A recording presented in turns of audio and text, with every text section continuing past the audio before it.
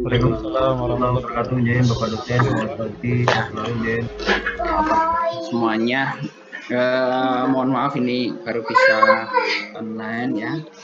Ada beberapa hal yang harus ini ya selesaikan dulu tadi. Nah, kita melanjutkan materi yang sebelumnya.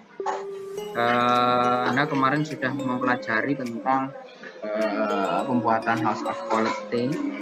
Kemudian juga sempat ada ini ya, ikut webinar ya, kuliah tamu atau webinar di apa itu namanya di eventnya ITS ya, tentang produk desain ya, produk desain untuk ini ya militer ya, kebutuhan apa namanya perangkat militer dan lain sebagainya.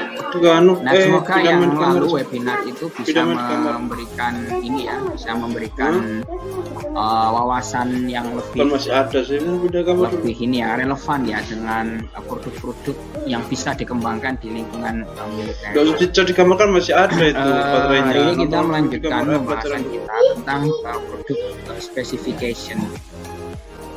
Bapak sekalian, ini posisi masih di kantor di SDTL atau di ya sudah WFH lagi ya? Udah bisa kalau di kamar terlalu jauh. Di sini aja wis wis.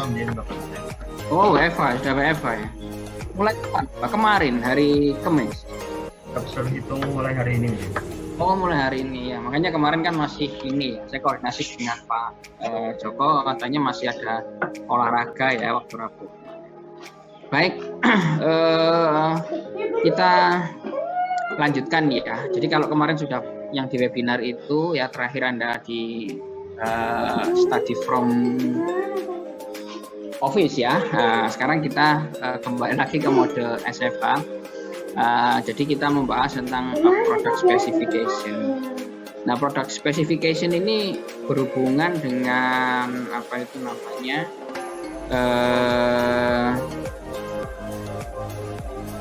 ini ya, HOQ sebetulnya ya. Jadi kita membuat spesifikasi sebuah produk itu ternyata ada beberapa hal yang perlu Anda perhatikan ya. Karena ketika kita mendapatkan voice of customer itu seringkali informasinya tidak bisa langsung ya, menjawab bagaimana sih produk itu fitur yang diinginkan oleh si konsumen. Jadi ketika kita menggunakan etnografi ataupun kita menggunakan kuesioner, kita akan menemukan fakta bahwa mereka seringkali menyampaikan kebutuhannya itu cukup abstrak gitu ya, sehingga kita masih belum tahu produk ini harus memiliki fitur yang bagaimana untuk memenuhi kebutuhan. Ya. Misalnya kalau dalam kasus kemarin mobil Innova, ya, kita akan melihat bahwa mereka ada satu harapan mobil ini bisa digunakan untuk kebutuhan mereka untuk acara formal, ya, kemudian acara nikahan, ya, dan lain sebagainya, yang ternyata produk ini tidak hanya dipakai untuk ini ya, Innova ini hanya dipakai untuk mengangkut barang begitu ya, kemudian rekreasi gitu ya, yang sifatnya jauh dari kesan formal. Nah, karena adanya kebutuhan itu, maka kita mencoba kan terjemahkan. Kira-kira kalau orang mau gunakan secara formal begitu ya, apa sih yang bisa kita tampilkan dalam produk? Nah, itu kan tidak terlihat di dalam kita menggali kebutuhan konsumen. Justru itu baru terlihat ketika tingginya mobil itu harus kita setting berapa, itu baru pada saat kita merumuskan product specification atau merumuskan ya respon teknis. Jadi product specification ini nama lainnya ada respon teknis, ada substitute quality characteristic gitu ya. Ya, ada beberapa lagi nama lain yang bisa kita gunakan untuk menjelaskan tentang produk spesifikasi. Jadi intinya produk spesifikasi itu akan bicara apa sih fitur yang harus kita tampilkan dalam sebuah produk yang nantinya itu akan kita buat ininya prototipe. Intinya begitu.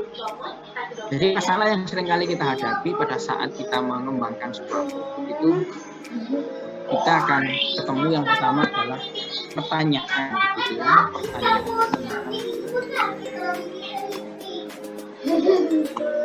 Bagaimana menerjemahkan kebutuhan pelanggan yang subjektif? Nah, seringkali kebutuhan pelanggan itu cenderung subjektif ya, sehingga untuk menjadi target yang tepat untuk pengembangan selanjutnya itu adalah hal yang harus kita pikirkan berikutnya. Kemudian yang kedua adalah pertanyaan itu seringkali muncul begini, bagaimana tim dan manajemen memahami apa yang menentukan keberhasilan ya dan kegagalan desain produk yang dihasilkan. Jadi kaitannya adalah gimana ini supaya berhasil itu, bagaimana supaya berhasil itu. Maka ya dari informasi yang abstrak, yang subjektif tadi ya kita berpikir gimana cara supaya berhasil ini, maka kita tampilkan dalam fitur-fitur yang secara spesifik itu mampu menjawab kebutuhan konsumen tadi. Kemudian juga nanti kita ketemu satu fenomena, bagaimana menyelesaikan pertentangan atau trade off. Iya. Trade off yang terjadi pada sebuah produk. Nah, itu kasusnya itu begini. Seringkali kalau kita mencari kebutuhan konsumen, mereka akan mengatakan harganya murah. Harganya murah itu selalu muncul di mana-mana gitu. Kemudian yang kedua kita lihat juga mungkin pada sebuah pengembangan produk tas gitu ya. Mereka selain meminta harga murah, dia juga minta bahwa produk tas ini memiliki kapasitas yang besar ya, atau banyak kantongnya gitu ya, banyak kontainer untuk meletakkan misalnya laptop, meletakkan tempat minum, meletakkan gadget, meletakkan mungkin kamera gitu ya, mungkin meletakkan tablet, meletakkan buku juga ya, bahkan tidak jarang yang ini juga meletakkan ini apa namanya alas kaki ya, sepatu ya, kalau ini mau misalnya futsal bareng atau apa, atau kalau perempuan mungkin kontainernya cukup besar untuk meletakkan apa kosmetik dan lain sebagainya. Nah, artinya kan ada trade off ya. Ketika kita mengembangkan sebuah produk tas yang demikian hebat, demikian besar, ya, kemudian banyak kantongnya, tentu akan membuat harga semakin mahal. Pada saat yang sama, konsumen menghendaki harganya jangan mahal. Maka ini jadi pertentangan. Nah, maka pertentangan itu ya harus kita selesaikan. Harus selesaikan di sini. Maka kita belajar produk spesifikasi ini adalah untuk melihat adanya potensi pertentangan itu. Ya. Kemudian potensi pertentangan itu nanti akan diselesaikan pada sebuah matriks HOP yang sudah Anda pelajari. Jadi apa yang kita bahas hari ini sesungguhnya punya keterkaitan dengan HOP gitu. Karena tentu masih ingat ya kalau kemarin apa namanya kita ini ya apa ya belajar HOP itu kan ada matriks yang kita lihat itu begini.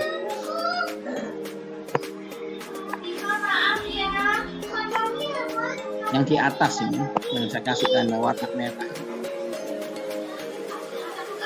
Ya. Nah, maka matriks yang di atas tanda merah ini ya, itu menunjukkan mana yang akan memiliki trade off sebetulnya. Nah, posisi ya, slide-nya masih masalahnya dihadapi. Loh, apa? Slide-nya masih permasalahan yang dihadapi. Apakah betul? Ya, masih betul. Ini saya coret-coret ini, nggak kelihatan. Oh, siap. Merah, ada hijau. Nah, ya, ini yang Anda lihat di sini. Fungsi trade off nanti akan kelihatan di atas ini yang kemarin jauh itu, yang warnanya merah.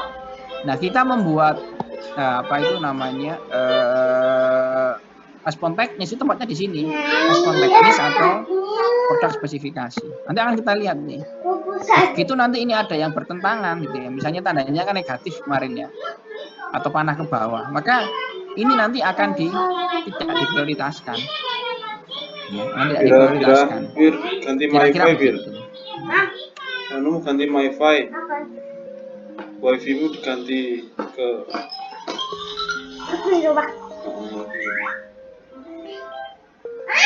Oke. Nah, Dari atas ada ditarik dari ini atas. adalah gambaran bahwa kita ketika membuat product specification itu mengisi HOK yang di bagian atas, nah, saya kasih warna biru, itu kita akan melakukan Cepetan lagi. apa ya? Kita akan melakukan pembuatan spesifikasi targetnya itu sebanyak 2 kali. Penentuan spesifikasi itu 2 kali. Zafira dapat. Yang pertama adalah membuat spesifikasi target, yang kedua adalah menentukan spesifikasi final gitu ya. Jadi emang 2 kali. Nah, di perjalanan ini ya, seringkali juga kita bisa membuat kita membuat prototype gitu ya. Kita membuat prototype gitu ya. Jadi kita coba lakukan testing gitu, untuk membuktikan apakah respon teknis kita itu sebetulnya cukup menjawab kebutuhan si konsumen ya. Jadi kita lakukan di sini. Nah, ketika kita melakukan di bagian ini, berarti selama kita mengerjakan HOK boleh jadi kita itu juga membuat prototype. Tidak harus membuat prototype pada akhir. Tapi pada saat kita belum selesai membuat HOK, matriks yang seperti ini kemarin gitu ya. Nah, masih ingat ya matriksnya kan gini bentuknya. Itu kita bisa jadi membuat prototype. Pada saat apa? Pada saat kita mengevaluasi ya produk spesifikasi yang ada di sini atau respon teknis yang ada di sini. Sehingga nanti akhirnya selepas ini semua kita akan punya ya final specification. Jadi output dari ini yang akan terpilih itu adalah final specification. Ya. Nah, apa sih product specification itu? Product specification itu adalah sebuah the set of individual specification gitu ya. Jadi yang namanya product specification itu adalah kumpulan dari spesifikasi individual yang kita upayakan untuk menjawab ya kebutuhan konsumen.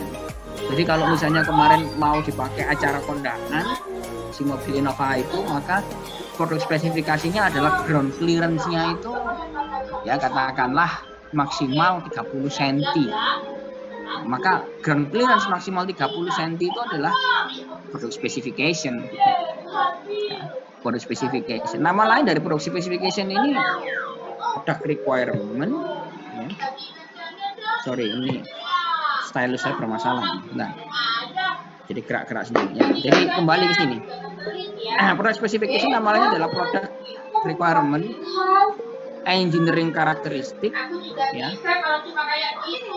Kemudian juga bisa dibilang technical specification atau dibilang technical response, bahasa Indonesianya respon teknis, atau substitute quality karakteristik, ya, SQC. Jadi nama lainnya itu banyak. Nah, untuk membuat product specification itu maka kita perlu paham bahwa di sana ada matriks dan ada nilai. Matriks itu kalau dalam kasus Innova tadi adalah ketinggian atau ground clearance dari Innova. Itu adalah matriks.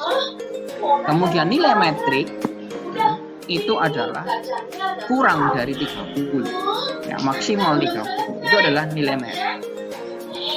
Contoh yang lain, kalau Anda penggemar sepeda. Sepeda itu misalnya punya suspension fork, punya shock breaker. Maka shock breaker itu yang bagus ya yang kelas terbaik itu kan bisa dibongkar pasang. Maka mungkin kebutuhan konsumen itu mengatakan, kalau bongkar pasang suspension fork tuh kepinginnya cepat. Ya. Maka respon teknis kita atau spesifikasi kita mungkin akan metriknya akan menjadi seperti ini. Average time to assembly. Waktu yang dibutuhkan rata-rata waktu yang dibutuhkan untuk melakukan perakitan. Kemudian adalah less than 7 second, kurang dari 75 detik. Maka informasi yang seperti ini, ya, spesifikasi yang mengandung unsur metrik dan value ini akan kita tampilkan di dalam HOK kemarin yang di bagian ini, ya, yang saya kasih warna pink. Ini ya kelihatan ya. di sini. Ya, kira-kira begini. Ya. Jadi untuk membuat ini ternyata ada prinsip-prinsip yang harus Anda pahami, ada konsep-konsep yang Anda harus pegang supaya membuat respon teknis ya, atau membuat spesifikasi di sini itu tidak nyambung. Kira-kira begitu.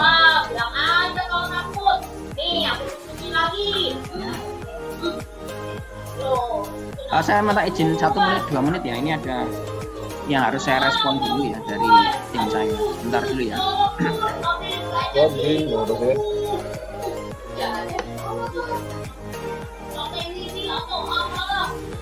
Jangan, nanti malah makin-makin jalan. Iya, ini malah dibuka lagi. Terus gimana dong? Kalau Tommy terkeliling ada puskesmas. Takutnya aku harus ke dokter. Lebih baik ditangani oleh yang ahli dong, supaya kamu selamat. Kok Diva kena kemasukan naik-naik di hidungnya.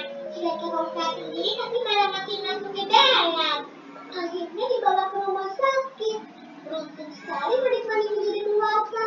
Makanya toh, aku kan udah bilang, itu bahaya. Kamu sih ngeyel. Udah Mon. Ayo kita antar kami pulang dulu biar Mama tahu soal ini.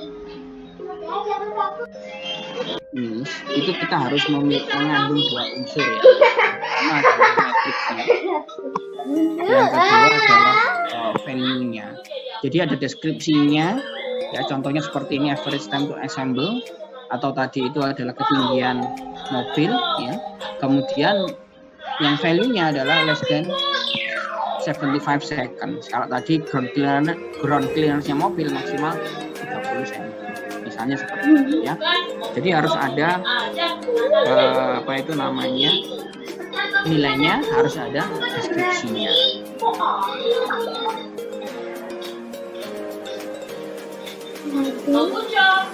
Oke. Jadi untuk melakukan ini ya, tahapannya yang perlu kita perhatikan adalah satu, prepare the list of metric. Siapkan dulu listnya, metriknya siapkan. Kemudian jangan lupa kita melakukan benchmarking ya. Benchmarking ini kan membandingkan dengan produk kompetitor. Nah, kalau kita membuat HOG, maka benchmarking itu posisinya ada di sebelah kanan sendiri nih Pak. Bagian ini Pak, kanan sendiri itu bagian ini. Nah ini ya, bagian ini benchmarking. Jadi pada saat kita melakukan identifikasi apa itu namanya respon teknis di sini, nah, kita pada saat yang sama melakukan benchmarking. Nah, benchmarking itu akan kita tempatkan di sini. Dalam HOG kita tempatkan di bagian kanan ini. Nah, nanti informasi ini akan sangat berpengaruh ke sini. Ya, misal kalau tadi suspension fork, kompetitor kita tuh kalau dipasang ya suspension forknya itu ternyata butuh waktu 1 menit. Berarti kalau target kita tadi 75 detik, berarti kan kita terlalu lama ya. Maka informasi itu di sini akan kelihatan bahwa komuter kita itu 60 detik 1 menit. Sementara kita mau bikin 75 detik di sini. Berarti kita pasti akan kalah sama dia. Maka kalau kita mau lebih baik, maka ketika kita membuat di sini, ya berbekal informasi tadi 60 detik di sini, maka ini nggak boleh diterima. Tapi harus kita percepat. Misalnya dari 50 detik atau 45 detik. Kira-kira begitu ya. Jadi kita perlu melakukan benchmarking itu fungsinya ke arah sana. Penempatannya di HOG di sini ya. Tapi nanti dalam HOG respon teknis itu akan sangat berpengaruh sekali lagi. Kemudian berikutnya adalah set ideal and marginally accepted target value. Jadi kita tentukan ya, nilai ideal dan nilai marginal. Nilai ideal dan nilai marginal. Nilai ideal itu ya kita berupaya sebisa mungkin ya, lebih baik daripada kompetitor kita. Kalau tadi misalnya 60 detik, maka kita mau lebih bagus lagi yaitu 45 detik. Itu kita lebih baik, itu ideal. Tapi katakanlah itu nggak bisa kita lakukan, maka ya kita akan mengambil nilai marginal. Misal dalam kasus yang tadi, ternyata konsumen itu masih cukup acceptable lah kalau merakitnya itu 75 detik. Ya, karena 15 detik itu kan mungkin dalam hal memasang forklift sepeda ya, suspension fork itu nggak terlalu berpengaruh.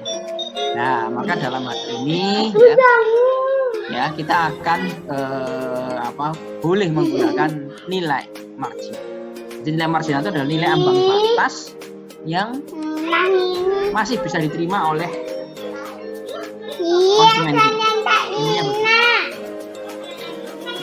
Nah, kemudian yang keempat, reflect on the result and process. Kita merefleksikan dengan hasil dan proses. Nah, kebetulan studi kasus kita yang ada di dalam slide yang sudah saya share itu adalah sepeda, ya. Jadi kita membuat ini suspension fork-nya ini. Ya. Nah, ini kita lihat kira-kira kita dapat apa sih dari ini survei ke konsumen. Nah, kita lihat ternyata setelah kita rangkum konsumen itu preferensinya begini, ya. Keinginannya begini. Dari hasil kita melakukan penyebaran kuesioner maupun kita melakukan etnografi gitu ya, atau melakukan metode yang lain. Ya, banyak metode yang lain. Kita pakai data mining, kita pakai FTP juga. Nah, dapatnya tuh ini kebutuhannya. Ada 20 nih kebutuhan nih ternyata. Banyak ya kebutuhannya ya. Ya karena memang pada prinsipnya biasanya konsumen ya punya banyak keinginan. Dari sekian ratus orang yang kita jadikan partisipan dalam survei kita, ternyata kebutuhannya itu beragam. Ya karena pada prinsipnya masyarakat orang itu punya keinginan sendiri. Nah, sini kita bisa lihat nih contohnya. Kira-kira yang pertama kebutuhannya adalah reduce vibration on the hand.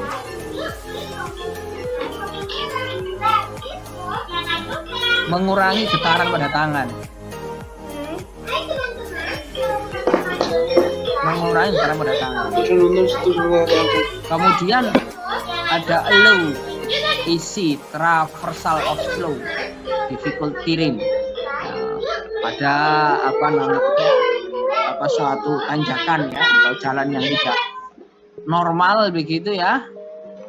Ya, maka ini lebih mudah ya untuk melakukan ini fungsi ini pengendalian kendaraannya sepeda anginnya ini. Ya. dan sebagainya ya. Kita fokus aja ke beberapa poin yang mungkin mudah kita pahami gitu. Karena seringkali kebutuhan konsumen ini sangat spesifik gitu ya. Kalau bukan penggemar sepeda mungkin juga akan belum begitu bisa memahami. Kasih tempat abang melihat juga. Misalnya adalah yang nomor 7 ini gampang dipahami. Lightweight. Jadi beratnya itu ringan. Kemudian ada easy to install. Gitu ya. Kemudian ada works with vendor. Vendor itu kalau bahasa kita itu spatboard. Jadi kalau dipasang dengan spatboard itu nggak ada kesulitan ya, atau mungkin nggak saling mengganggu lah kira-kira begitu. Nggak saling mengganggu, artinya nggak saling dipasang gitu ya forknya, maka ininya akan spatboardnya pecah misalnya. Ya. Kemudian ada juga last long time ya, jadi awet gitu ya. Bahasa sederhana kita awet. Ya. Kemudian ada lagi safe in crash. Pada saat tabrakan itu nggak sampai nggak sampai patah atau justru membuat ini terjungkal misalnya, pengendaranya terjungkal. Ini adalah beberapa kebutuhan konsumen yang nanti akan kita buat spesifikasi harus seperti apa, kita lihat. Nah, sebelum kita ke sana ya, kita perlu juga melengkapi informasi ini dengan informasi tingkat kepentingan dari kebutuhan konsumen.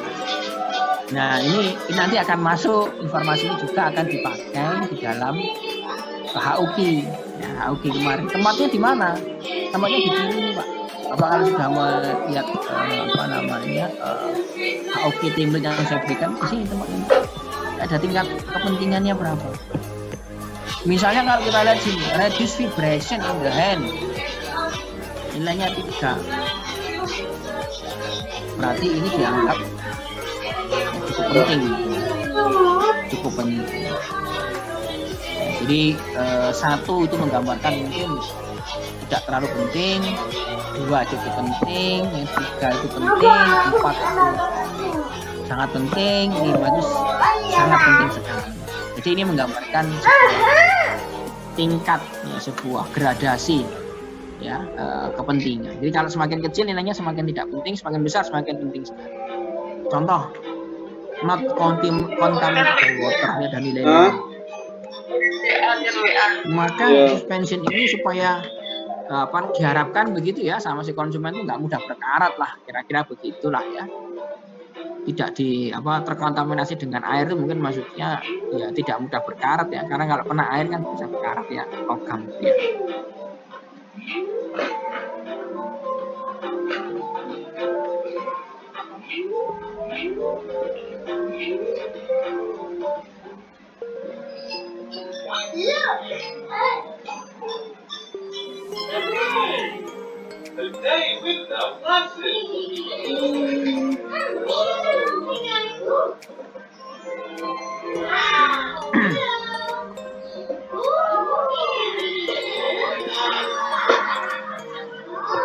Oke, ini ya. Jadi ada 1, 2, 3, 4, 5.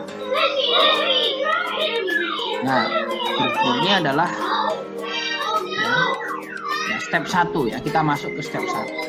Setelah kita tahu tadi, ini contohnya sepeda ini kebutuhannya begini, maka kita mulai membuat atau melakukan ya tahapan-tahapan dalam mendesain produk spesifikasi. Step 1 tadi adalah prepare the list of metric. Ya, a good way to generate the list of metric is to contemplate its need. Ya. Berkontemplasi terhadap kebutuhan konsumen kita dan pertimbangkan apa yang precise, spesifik, ya, measurable characteristic of the product, Apa ngomong? the degree to which the product satisfy that. Ngomong apa? Jadi kita buat menyiapkan metrik, menyiapkan daftar lah ya. Ngomong. Produk spesifikasinya itu dengan cara kita berkontemplasi terhadap kebutuhan yang tadi saya tunjukkan. Kira-kira untuk membuat produk ini ringan tuh gimana caranya? Bahannya misalnya kita tahu bahannya ini harus dari bahan karbon alloy misalnya. Nah itu kita berkontemplasi. Apa sih caranya membuat ini tidak mudah berkarat? Gimana ini caranya membuat kebutuhannya? Apa? Meredam getaran yang tinggi. Apa mau apa? Bagaimana caranya supaya tadi kalau ada kebutuhan ringan begitu ya? Kalau tadi yang terakhir apa ya kebutuhannya? Ntar saya lihat dulu ya yang terakhir itu yang di bawah. Nah, last long time, tahan lama. Gimana caranya? Tahan lama itu berarti paling tidak itu harus mengandung kayak stainless steel gitulah ya, lapisannya supaya nggak mudah karat. Ya. Atau tadi kalau ada aman Pak saya tabrakan gitu, mungkin dibuatlah sebuah sistem hidrolis yang yang apa sih? Ditanya baik-baik apa gitu mau ya, yang apa? tidak membuat orang justru terjungkal ketika ada. Nah itu yang kita pikirkan. Nah itu kita siapkan matriks ya untuk menjawab kebutuhan konsumen tadi. Ya. Sebuah metrik yang bagus itu dia harus lengkap. Lengkap itu artinya satu kebutuhan konsumen itu ya punya satu jawaban metriknya. Jika kita punya 5 kebutuhan konsumen, 5 nih misalnya, maka kita juga akan punya 5 ya, respon teknisnya atau metrik. Metrik should be dependent, harus berhubungan dengan masing-masing needs tadi. Jadi kalau nanti Anda membuat metrik, membuat respon teknis, membuat spesifikasi, ya setelah berkontemplasi itu pastikan bahwa ini saling berhubungan. Misalnya harga murah, maka metriksnya adalah dan profit, ya, tidak lebih dari misalnya 350.000. Panggilan. Maka tidak lebih dari 350.000 rupiah untuk harga pokok produksinya dengan harga murah itu kan saling dependen, saling berkaitan. Tidak boleh independen. Kalau independen berarti ya nggak nyambung dengan matriks kita tidak nyambung. Misal kalau tadi kita buat ada permintaannya harganya murah ya, ternyata matriks kita itu mengatakan ini suspension fork harus memiliki lapisan emas, ya malah nggak nyambung. Di samping tidak nyambung juga malah membuat harga semakin mahal. Nah ini nggak boleh. Jadi memang harus dependen. Kemudian juga harus praktikal, artinya harus bisa diaplikasikan. Jangan sampai nanti ternyata ya nggak bisa diwujudkan. Nah, buat apa kita membuat kalau nggak bisa diwujudkan ya? Kemudian ada yang namanya ini, some needs cannot easily be translated into quantifiable metric. Ada beberapa yang nggak bisa dikuantifikasikan. Contoh ada di sini, nggak Anda lihat. Tadi belum saya highlight ya. Nah, contoh yang nggak bisa dikuantifikasikan tuh kayak gini.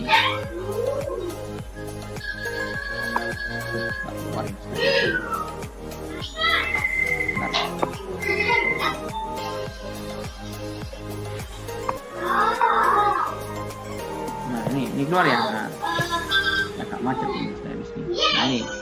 Ya. Is affordable for amateur enthusiast. Maksudnya begini. Ya, orang kalau punya produk tertentu kan kadang-kadang kan kalau dia fanatik selalu punya rasa kebanggaan. Anggaplah Anda, mungkin di antara Anda ada yang penggemar Harley Davidson. Ya. Apa ya? Kita kan sebagai penggemar itu kan pasti punya satu kebanggaan yang nggak bisa dikuantifikasi, nggak bisa dikuantifikasi. Jadi seorang penggemar tuh gimana cara menggambarkan dalam bentuk ininya, dalam kuantitasnya kan sulit. Maka menghadapi hal-hal seperti itu, gitu ya seringkali mungkin ada beberapa matriks kita itu yang terpaksa tidak punya nilai. Ya. Kemudian yang berikutnya adalah the matrix should include the popular criteria for comparison in the marketplace. Matrix itu harus melingkupi ya atau harus mengandung unsur yang populer, yang kriterianya itu populer, sehingga kita bisa bandingkan dengan contoh. Kalau misalnya kita bicara tentang harga, dia minta harga, maka harga itu kan HPP atau harga jual begitu ya, itu kan bisa dibandingkan loh dengan mudah komputer kita. Misalnya adalah kalau komputer kita itu harga jualnya 500.000, kita mau jual modal sih bisa dibandingkan. Tapi nanti kalau Anda membuat sebuah metrik ya, misalnya ada yang nggak bisa dibandingkan, bisa diuji dengan kompetitornya, maka cobalah cari metrik yang sekiranya itu bisa dibandingkan. Mau nonton apa? Siapa mau nonton apa? Dibandingkan. Nah, caranya membandingkan itu ya berarti emang harus. Kayaknya udah mau nonton apa Kak? Apa ya, harus betul-betul karakteristik itu dimiliki juga oleh produk. Ya. Misal kalau tadi harga, sekarang berat dari suatu benda itu kan suspension fork itu kan gampang ya untuk mengukur, tinggal ditimbang aja. Itu berarti ya populer, kriteria populer, jadi bisa diukur. Kemudian kalau ada misalnya tadi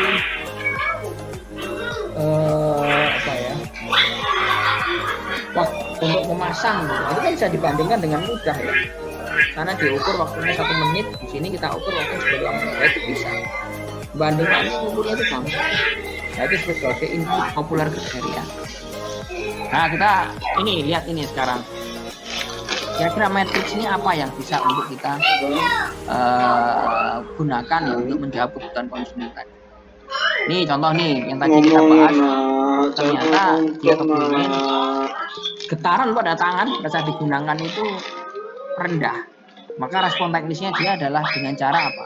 Attenuation from dropout to handlebar at 10 Hz. Ya. Attenuation itu adalah redaman pada handlebar atau stang sepeda itu ya pada 10 Hz gitu ya. Itu bisa diredam. Nah, maka ini suatu respon teknis yang dia bisa usulkan untuk menjawab kebutuhan konsumen bahwa konsumen itu maunya pada saat dipakai bisa meredam dengan cukup bagus. Nah, maka dibuatlah sama dia ini attenuation from dropout to handlebar at 10 Hz. Jadi ini ada matriksnya, ini ada nilai matriks. Ya. Kemudian tadi ada juga berat, might weight. Maka di sini dibuat total massnya. Massa totalnya berapa? Oh, ternyata di sini dia ingin pakai satuan kilogram, ya kilogram. Tingkat kepentingannya tadi 4. Ya. Nah, di sini belum lengkap ya. Ini harusnya ada harus ada nilainya. Total massnya itu misalnya adalah 3 kilogram misalnya. Yang tabel di sini, kolom di sini ini adalah important study yang ya. Oke. Kemudian berikutnya ada tadi apa?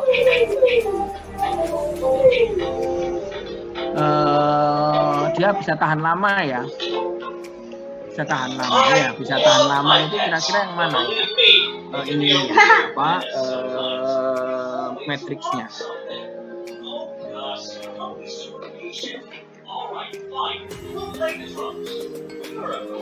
Mana ya tahan lama?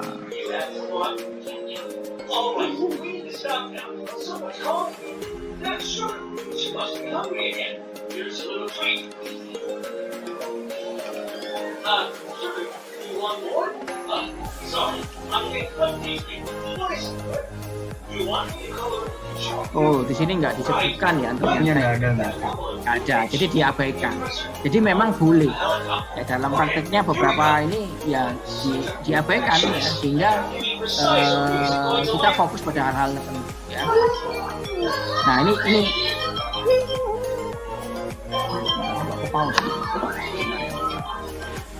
jadi kalau Anda kemarin punya HOP gitu ya, setelah kita buat matriksnya, maka kalau kita rangkum dalam HOP jadinya begini.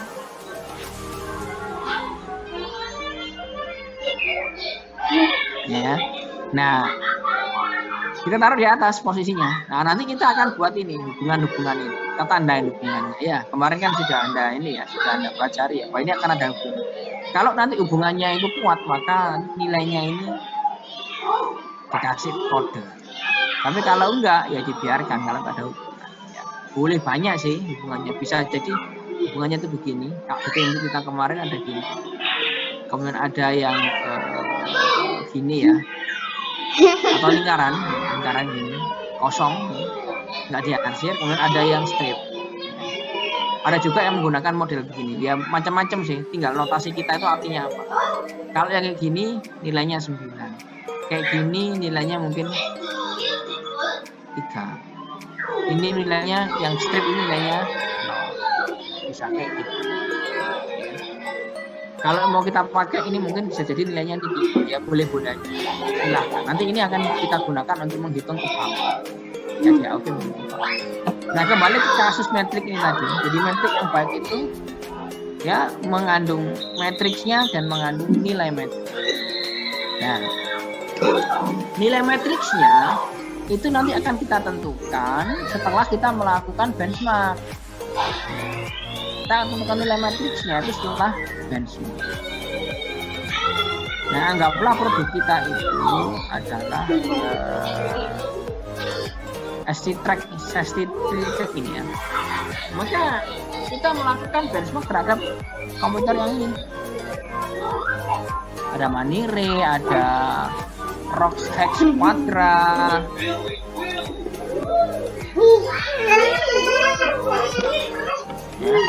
Apa sih? Tonka Gunhill. Nah, kita lihat nih dari matriks ini, gitu ya. Setelah kita Gak usah pernah tak kunci di belakang kamu nanti. si komputer Tadi ketawa-ketawa kok. kira-kira kita itu sanggupnya berapa? Oh, sanggupnya attenuation from berapa handlebar? Dimatikan aja itu, dimatikan. Udah nonton Kita semua. mampu mencapai 8 Ayo udah baik-baik desibel. ngasih nonton kok. Spring preload-nya kalau komputer kita itu 760 ada 500. Kamu kunci ada di belakang aja 10. kamu ya. Kita tuh sanggupnya berapa? Oh, 55. Nah, ini nanti nilai-nilai ini nanti yang akan kita masukkan kepada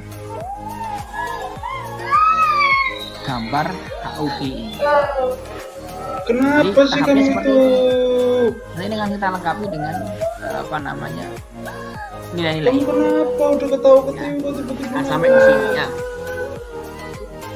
Ya. Ayo tambah. Lara kamu kenapa sih? Jadi nanti ini ada nih vendor compatibility ya, kemudian ada juga time to assemble ya, kemudian ada UV test duration. Ini lebih lengkapnya ya.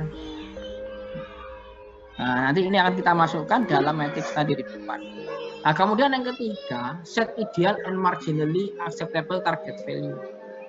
Kita tentukan ya, acceptable target value kita itu idealnya berapa, marginalnya berapa. Ideal itu adalah the best value result, the team could hope, gitu ya. Jadi kita berharap ya, tentu yang ideal. Ya. Yang ideal itu berarti yang betul-betul perfect, lah, bedanya begitu. Kemudian kita tentukan juga marginally juga. The value of the metric, ya, the work just barely make the product commercially viable. Ya, kita lihat kalau nggak bisa yang ideal, kita ambil yang marginal. Nah, yang marginal itu tentunya nanti kita akan lihat ya, di skala berapa sih, di nilai berapa sih pasar itu masih bisa nerima. Maka ini ada grafiknya, ada contoh grafik. Nah, mana ini contoh grafiknya ya? Oh, di belakang. Rambutan mimik nak. Marginal itu, anggaplah komputer kita itu begini posisinya, ada ini, berserakan. Nah, ideal value-nya kita mau harusnya mencapai ini. Tapi ternyata memang ada hubungan. Kalau misalnya ini katakanlah ya skor on monster ini hasil pengujian ya dengan gravitasi sekian gitu ya, alat ini masih kuat atau enggak gitu ya, suspension force-nya ya. Nah, itu kita lihat, kita cek gitu ya, ternyata berhubungan dengan harga ya. Anggaplah ideal value-nya tuh ini di sini yang konsumen mampu beli, kemudian skor on monster juga yang terbaik. Tapi ini kan nggak bisa kita penuhi karena ada kendala teknis, misalnya kita nggak bisa memproduksinya atau apa begitu ya. Nah, oleh karena itu kita coba tentukan marginal. Oh, marginalnya itu yang sudah diterima itu dinilai ini ya, kira-kira begitu ya. Kita harus bisa mengurangi skor on monsternya lebih tinggi lagi, tapi efeknya harganya semakin tinggi gitu ya. Ya sudah, nggak apa-apa, ini aja. Toh kita juga masih lebih murah daripada ini, gitu kan? Lebih mahal. Kenapa aku nggak ngerti itu? Karena ya kita mampu. Cari yang ngerti kak, ada untuk dipakai. Nah, ini adalah marginal. Ini kita ambil marginal. Yang marginalnya itu memang buat di sini. Nah, kita mampunya yang mana? Kira-kira begitu. Sehingga kita akan mengevaluasi ya, mana di antara respon teknis tadi itu yang sekiranya ya bisa bisa kita penuhi ya. Kalau nggak bisa yang ideal nggak apa-apa, perfect nggak apa-apa. Bisa ditulis yang penting secara marginal ini pasti bisa diterima oleh oleh siapa namanya paksa. Cepet Kak.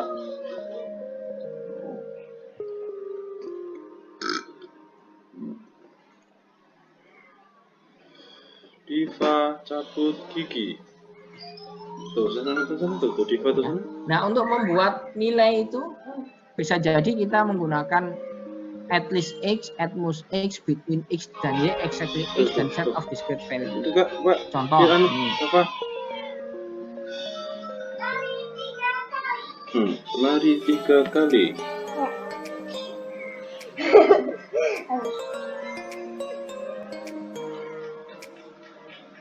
Ya. Sana nonton sana. At least x itu contohnya gini, paling sedikit x ya. Misalnya adalah kita mau membuat kantong untuk x. Jadi kita karena konsumen berharap jumlah kantongnya banyak, maka kita memikirkan ya paling sedikit, paling tidak, paling tidak kantongnya ada 5. Karena konsumen kan semakin banyak kantong semakin suka kan gitu kan. Ya. Kemudian at most x itu paling banyak. Ya, at most x paling banyak. Misalnya konsumen mau beli harga dengan harga murah, maka kita tentukan paling mahal harganya 500.000. Jadi paling mahal, at most x paling banyak atau paling mahal. Kemudian between x dan y. Misalnya ada apa ya tadi suspension fork. Kita nggak berani kalau misalnya di bawah 60, maka kita buat ya waktu yang dibutuhkan untuk masang suspension fork itu antara 60 sampai 75. Jadi antara 60 dan 70 sampai 70. Bisa kita pakai model ini. Kemudian exactly x misalnya juga. Kamu kalau nggak menonton itu ayat suruh ganti loh Kak. Ya tentu kan ground clear sama dengan 30. Tidak lebih tidak kurang.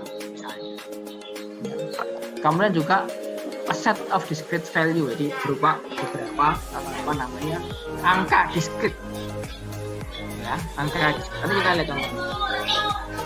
Saya mau izin bentar Pak, ya ini dari tadi ada panggilan terus ini. Ya, saya harus reply dulu.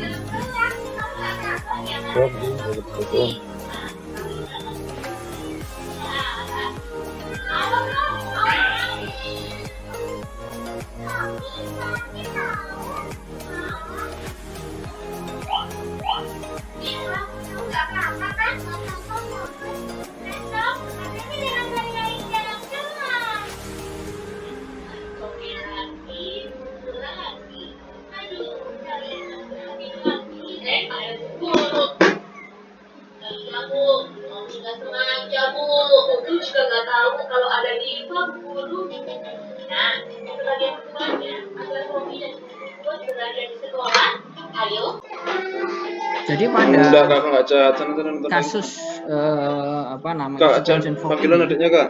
Maka selalu tim itu membuat ada ideal value, ada marginal value. Ya. Jadi misalnya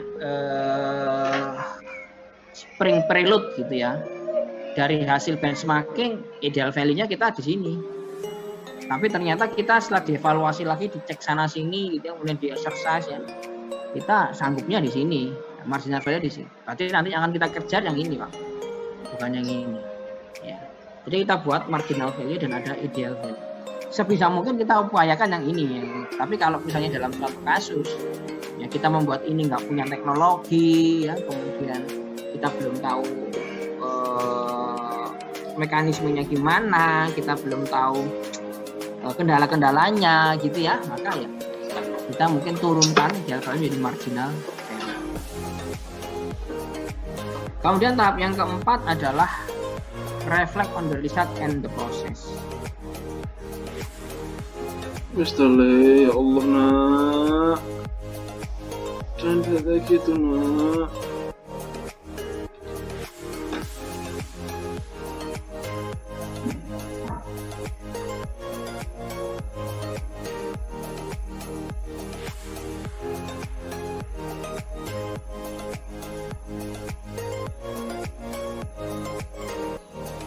Ya.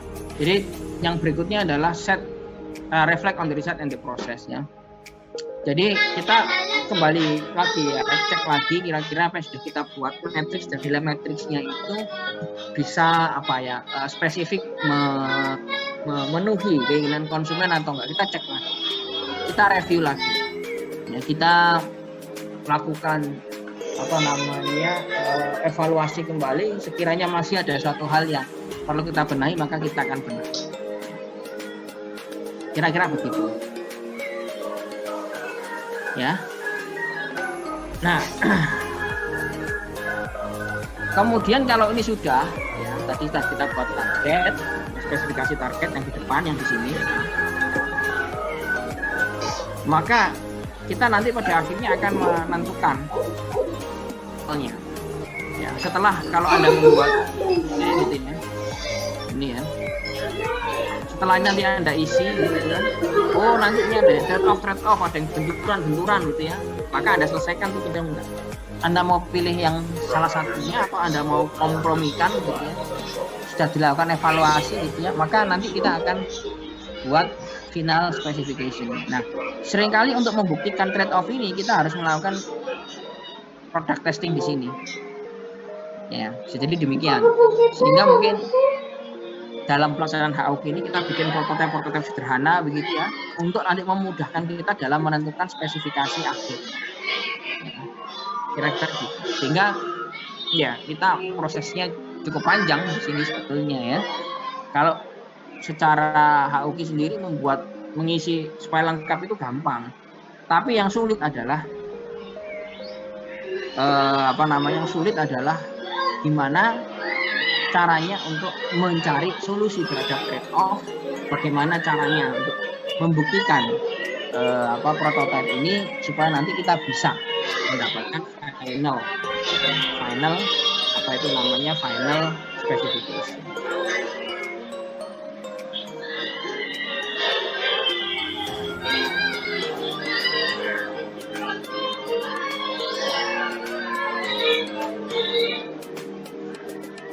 Oke, ya, kira-kira gitu. Tadi sudah saya jelaskan ya ini. Ini ya. Akhirnya kan sudah. Yang ini ya, gambar ini ya. Mungkin ada pertanyaan nggak sampai sini, Pak? Karena dia yang tahu tentang mix. OC, kita baca kita dengar di OC. Yang tahu. Kemudian nanti ada tim dari engineering, Pak. Engineering atau desain. Siapa ini? Engineering atau desainnya adalah orang-orang yang paham tentang bagaimana membuat barang ini, proses produksinya gimana. Nanti ada timnya. Kemudian juga ada tim nanti dari sisi ini procurement, pengadaan. Ya. Nah, pengadaan itu nanti yang berhubungan dengan supplier. Ya. Misalnya barang ini dibuat dari material A, B, C, D dengan kualitas tertentu, maka nanti yang bisa menerjemahkan itu, yang bisa memberikan informasi pada tim pengembang itu, mungkin kalau nggak procurement ini yang engineering. Jadi kita nggak bisa bekerja ini sendiri memang. Dalam prakteknya di perusahaan ada tim marketing, ada tim engineering, ada tim procurement yang biasa melakukan pengadaan barang sesuai spesifikasi suatu material tertentu, gitu ya. Juga nanti ada tim accounting, ada juga. Ya, nanti ada juga tim manufacturing, ada juga. Kemudian ada tim quality assurance, ya banyak nanti yang terlibat. Jadi mereka punya peran masing-masing dan punya kompetensi masing-masing. Kira-kira gitu. Nah, memang kalau kita mau buat sesuatu misalnya sudah membuat sebuah tugas akhir membuat produk ya, maka ya kita harus bertanya pada pihak yang ahli gitu ya, apakah itu kolega Anda yang paham tentang material gitu ya, kolega Anda mahasiswa material dan lain. Siap, Pak. Kira-kira begini. Ada lagi pertanyaan?